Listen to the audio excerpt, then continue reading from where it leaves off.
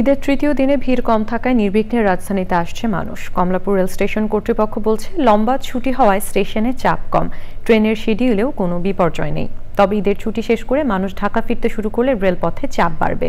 Laila নওশিনের report. এই ঈদে জামা জুতো অ্যাক্সেসরিজের ডিসকাউন্ট।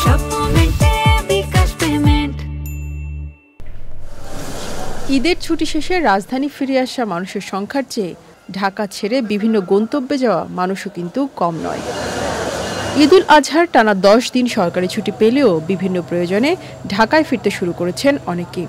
তবে ফিরতি পথের ট্রেন যাত্রা অনেকটাই নির্বিঘ্ন, ছিল না অতিরিক্ত ভিড়। রাজশাহীতে গিয়েছিলাম, রাজশাহীতে আমার বাসা, আর ঢাকায় এসেছি কিছু কাজে, ব্যাক করব ফ্রাইডেতে। একটু রিল্যাক্সের কারণে তো আগে গেছি, আগে আসছি। এত তাড়াতাড়ি বাড়িতে আরো তো কাজ আছে, এখানে দরকার আছে না। ইনশাআল্লাহ ঈদ ভালো কাটছে আলহামদুলিল্লাহ। যাওয়ার যাত্রা মারাত্মক ছিল, আমরা তো প্রাইভেট কারে গেছিলাম, 18 ঘন্টা লাগছে। আসার সময় তো টু মাচ কমফোর্টেবল, আসলাম একটু আত্মীয় স্বজনের বাসায় একটু বেড়াবো।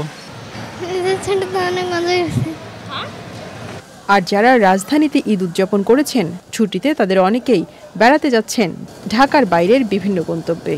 আমার মামার শ্বশুর বাড়ি টঙ্গী, আমি হলো মাদ্রাসায় পড়ি, মদিনাতুল উলুম মহিলা মাদ্রাসা, আমার নাম তাসনিয়া।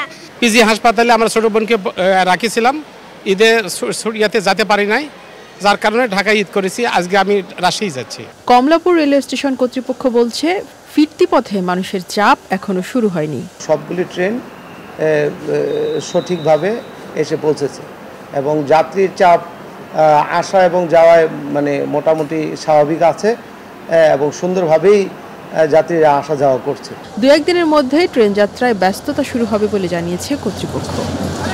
Laila Nowshin, channel I, Dhaka.